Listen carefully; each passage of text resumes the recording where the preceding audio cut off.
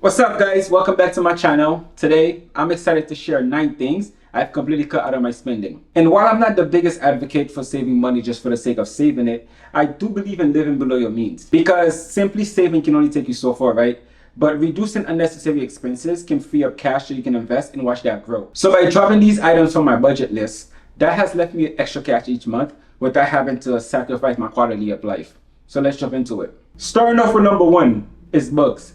And believe it or not, I was never a big fan of reading. I've always been a number type of person. That's why I study math and physics. But recently I started diving into books, and I think books are incredibly rewarding. It's a really good investment in yourself because it boosts your knowledge and enhances your skills, which is something no one can take away from you, right? Unlike materialistic things that can break, get lost, or go out of style, the wisdom you gain from reading sticks with you forever. So here's what I do now. I keep a hard copy of my favorite books, right? The one I know I'm going to read multiple times on my bookshelf. And as for the one that I know I'm not going to read again, I choose to buy them on Kindles or rent them from Amazon. Second on the list is buying a brand new car. Check this out, right? If you cannot afford it, do yourself a favor. Don't buy a new car, because the minute you drive out of the dealership, that car begins to depreciate. And we're talking about 20% of its value within the first year. And by the third year, you're talking about a depreciation of over 50%. And that's exactly why I never had a car, right? Especially back when I was in college, I was broke. I didn't have any money. So the least thing that was going on in my head was buying a brand new car. Although my family members, my friends, they all had cars, because I wasn't envious towards other people's stuff, I was able to stay focused on what's really important to me. And you know what? I understand, it's pretty exciting to get yourself a brand new car. You get to do a little flexing, but ask yourself, right?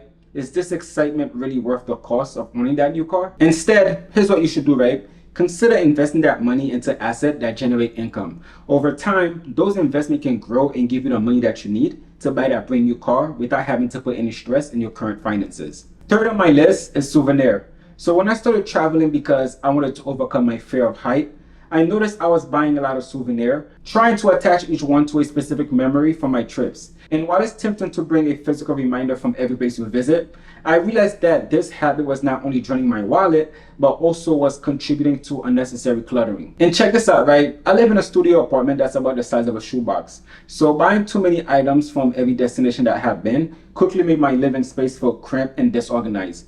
And the last thing I wanted to do was have my house packed with random items that over time will start to lose their value. So I pretty much made the decision to stop buying souvenirs.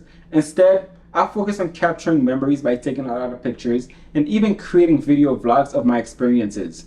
This way I can revisit those moments anytime without the extra cost of cluttering. Next is constantly upgrading to the latest version of gadget and tech. Let's face it, right? The rate at which new technology comes out far exceeds our actual need to replace them. And yet, we find ourselves itching to get the latest model just because it's new. And I realized that the more I accumulate, the less happiness each additional upgrade brought me. Because when I first got my iPhone 14, moving from an old phone to a new smartphone was pretty exciting. It was worth all the investment, right? I felt more connected and enjoyed all the latest features. But then a year later, a new version came out. And I spent several $100s to upgrade. And honestly, the boost in satisfaction was minimal. Maybe 5% increase in happiness. And that slight improvement didn't even justify the extra money I spent. Now, before consider upgrading anything, I asked myself, is it really worth spending that extra cash for a marginal improvement? Or would I be happier investing that money into a new experience or something else that brings more value into my life? And more often than not, holding onto my current device until they really need replacing saves me more money without sacrificing my happiness. Number 5, cutting out impulse purchase just because something is on sale. There's a big difference between buying something on sales that you genuinely need and buying something simply because it's discounted. And sales can be really exciting, right? They make us feel like we're getting a great deal.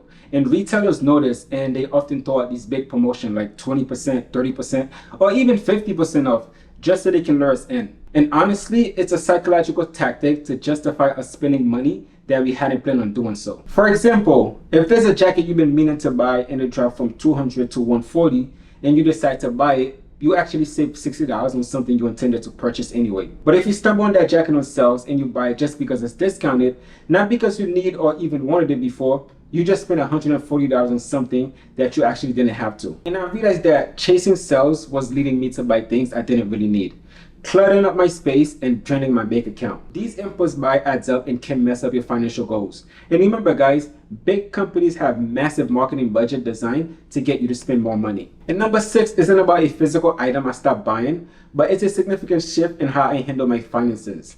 I stopped investing in things I didn't understand. And it's tempting to jump into the latest investment, right? Like crypto, the next big stock squeeze, or take advice without doing your homework. But putting your money into something without fully understanding it can be very risky. And even if you have financial advisors, it's important to have a basic understanding of where your money is going. Ask yourself if your investment aligns with your values. Is it ethical?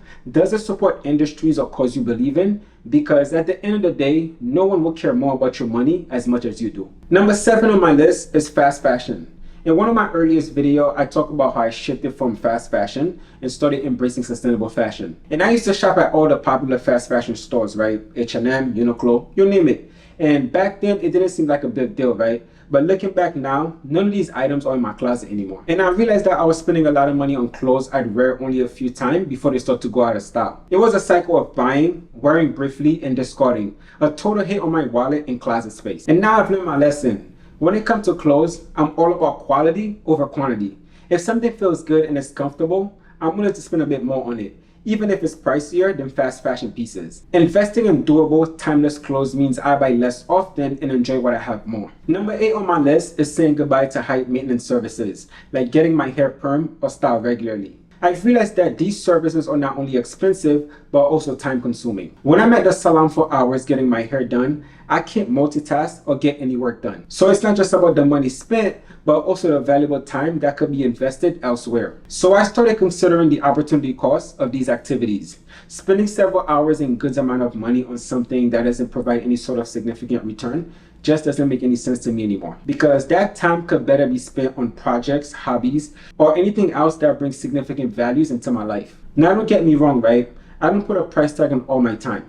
I still cherish the moment with my friends and family, or even a nice date night out without even having to think about the cost. But when it comes to tasks that feel like it's a waste of time or money, I've chosen to cut back. Last is transportation, specifically owning a car. As you might know, for the 3 biggest expenses for most people are housing, transportation, and food. So if you're aiming to cut back on spending and have more left over each month, taking care of one of these major costs can make a significant impact. So I made the decision not to buy a car. And it's been a strategic move on my finances. I'm not only saving on the purchase price or monthly payment, but also on fuel, maintenance, and insurances, and all those other costs that come with owning a car, because these expenses add up more than you think. Instead, I use public transportation to get around. And when I do need a car for those trips where public transportation isn't convenient, I just catch myself in Uber, because the total I spend on occasional ride share is far less than the monthly cost of owning and maintaining a car. And there you have it, guys. The 9 things I stopped buying to save more money and build a better financial future. My overall mindset when it comes to spending is pretty simple. I'm all for investing in things that really brings me joy and add value to my life. But I've stayed away from spending out of habit or trying to impress others. So if you're interested in how I budget my money and what I spend each month, I got another video where I dive into all the details. I link it somewhere up there, you guys. So thank you guys so much for watching. If you haven't already, don't forget to subscribe, and I'll catch you guys in my next video. Take care.